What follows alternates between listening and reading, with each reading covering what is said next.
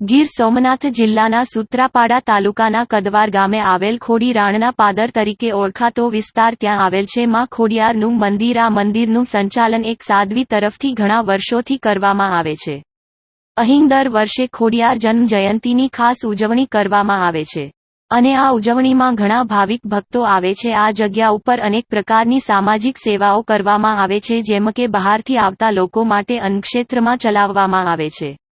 તેમજ ઘણા લોકોને રાત્રિ સમય દરમિયાન આશરો પણ આપવામાં આવે છે. કોઈ પણ પ્રકારનો ચાર્જ લેવામાં આવતો નથી. આ જગ્યાનું સંચાલન ભક્તો દ્વારા આવેલ દાનની રકમમાંથી કરવામાં આવે છે. અહેવાલ ભીમજીભાઈ ભજગોતર, ગીર સોમનાથ. તમારું નામ બોલો. સામલદાસ ગુરુ શ્રી રામકરણદાસ. તમે કેટલા વર્ષથી આ આશ્રમ ઉપર છો? આ મંદિરે કેટલા વર્ષથી છો?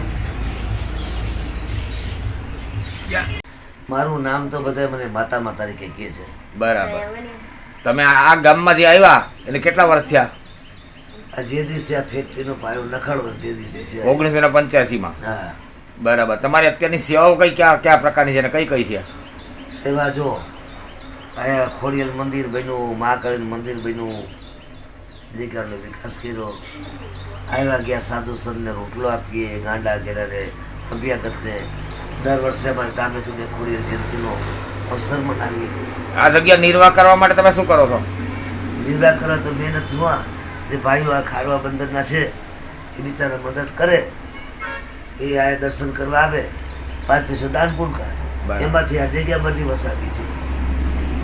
આ આખું જે વસાવેલ છે એવી રીતે જ વસાવેલ છે.